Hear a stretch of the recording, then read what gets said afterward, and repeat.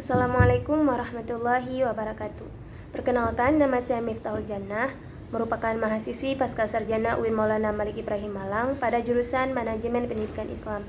Di sini saya ingin menjelaskan sedikit mengenai kepemimpinan perilaku organisasi pendidikan Islam yang ideal.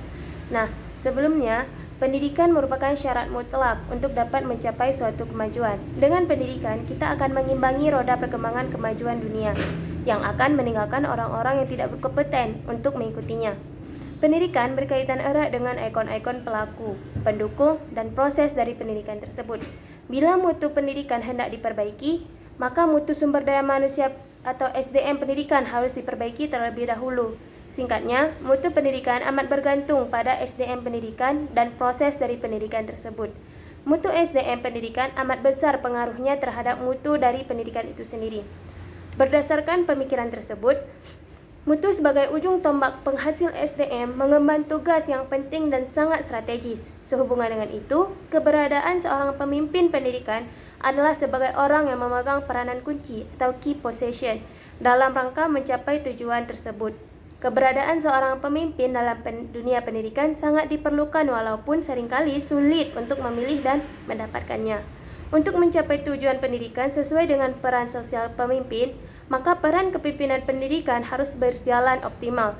Secara operasional, kepemimpinan pendidikan harus berlangsung efektif. Pada era informasi saat ini, keberhasilan dan kegagalan suatu lembaga sebagian besar ditentukan oleh mutu kepemimpinan yang dimiliki oleh orang-orang yang diserahi tanggung jawab sebagai pemimpin. Untuk itu, kepemimpinan pendidikan perlu diberdayakan dengan cara meningkatkan kemampuannya secara fungsional, sehingga mampu berperan sesuai dengan tugas, wewenang, dan tujuannya. Globalisasi diyakini banyak orang sebagai jawaban atas kemiskinan. Dengan terbukanya pasar global, penduduk dunia semakin mudah memperoleh kebutuhan ekonominya melalui mekanisme industri global. Sepintas, globalisasi menawarkan kemudahan bagi siapa saja yang mau melakukan transaksi ekonomi. Namun, di balik itu, globalisasi justru membuat negara-negara dunia ketiga menjadi semakin terpuruk dan jauh dari kesejahteraan. Dan pendidikan memiliki kaitan erat dengan globalisasi. Pendidikan tidak mungkin menisbikan proses globalisasi yang akan mewujudkan masyarakat global ini. Dalam menuju era globalisasi, Indonesia harus melakukan reformasi dalam proses pendidikan dengan tekanan menciptakan sistem pendidikan yang lebih komprehensif dan fleksibel, sehingga para lulusan dapat berfungsi secara efektif dalam kehidupan masyarakat global demokratis. Untuk itu, pendidikan harus dirancang sedemikian rupa yang memungkinkan para peserta didik mengembangkan potensi yang dimiliki secara alami dan kreatif dalam suasana penuh kebebasan, kebersamaan, dan tanggung jawab. Di samping itu, pendidikan harus menghasilkan lulusan-lulusan yang dapat memahami masyarakat dengan segala faktor yang dapat mendukung mencapai sukses ataupun penghalang yang menyebabkan kegagalan dalam kehidupan bermasyarakat. Dalam hal ini, peran pemimpin pendidikan Indonesia amat besar pengaruhnya dalam menghadapi lingkungan pendidikan yang sedang berubah. Pemimpin pendidikan Indonesia harus bisa membawa output dunia pendidikan Indonesia sebagai generasi yang memiliki daya saing yang tinggi dalam persaingan global. Berdasarkan Undang-Undang Nomor 22 Tahun 1999 memberikan angin segar terhadap sistem pendidikan nasional. Konsekuensi konkret dampak dari UU tersebut terwujudnya paradigma baru dalam sistem pendidikan nasional, yakni apa yang disebut dengan demokratisasi pendidikan. Melalui paradigma baru ini, pola sentralistik berubah menjadi desentralisasi dan tentunya akan berdampak kepada kebijakan yang akan diambil, termasuk kebijakan apa yang akan dilakukan. Tentulah disesuaikan dengan situasi dan kondisi negeri kita kini maupun yang akan datang, terutama di dalam menghadapi era globalisasi. Demokratisasi pendidikan harus dijadikan suatu paradigma baru dalam memperkukuh sistem pendidikan Indonesia. Dengan demokratisasi, maka dapat ditemukan jati diri dan sistem pendidikan yang tepat. Sistem pendidikan yang demokratis memberikan ruang yang lebih besar kepada lembaga penyelenggara pendidikan dan masyarakat untuk berperan lebih nyata. Dengan demokratisasi pendidikan, itulah dasar-dasar pembentukan masyarakat madani akan dapat dicapai.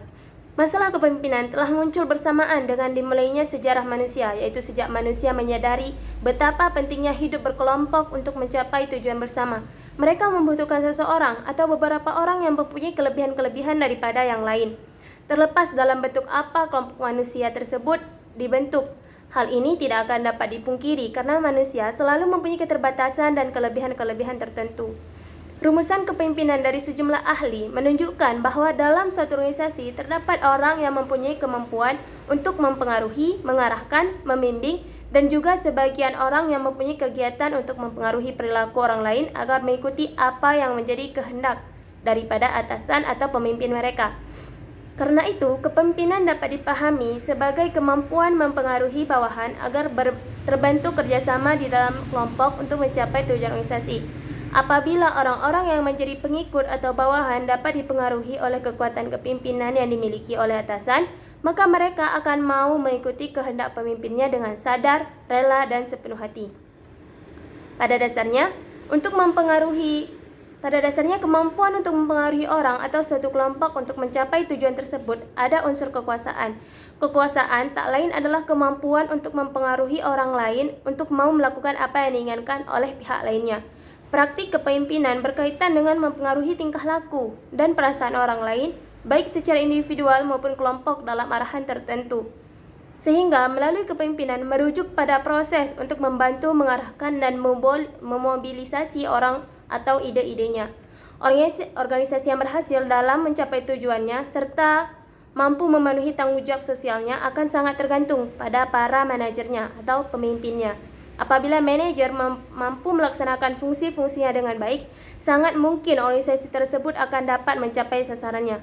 Suatu organisasi membutuhkan pemimpin yang efektif, yang mempunyai kemampuan mempengaruhi perilaku anggotanya atau anak buahnya. Jadi, seorang pemimpin atau kepala suatu organisasi akan diakui sebagai seorang pemimpin apabila ia dapat mempunyai pengaruh dan mampu mengarahkan bawahannya ke arah pencapaian tujuan organisasi.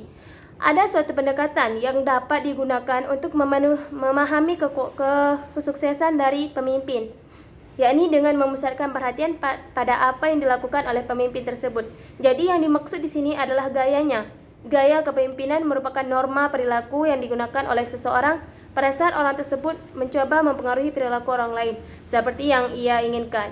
Gaya kepemimpinan dalam organisasi sangat diperlukan untuk mengembangkan lingkungan kerja yang kondusif dan membangun iklim motivasi bagi karyawan sehingga diharapkan akan menghasilkan produktivitas yang tinggi.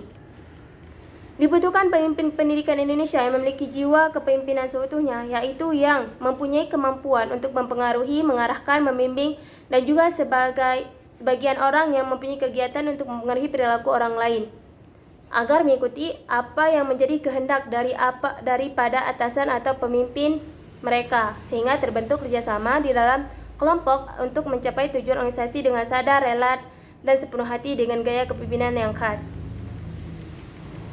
Jadi, kepemimpinan perilaku organisasi pendidikan Islam yang ideal menurut saya adalah ketika pemimpin Indonesia mampu mengemas sistem pendidikan nasional agar berorientasi pada pembangunan jiwa, harus berani mengambil kebijakan, memajukan dunia pendidikan, dan membuat alokasi dana pendidikan, dana yang lebih besar di sektor pendidikan sebagai bagian investasi jangka panjang demi kepentingan masa depan bangsa.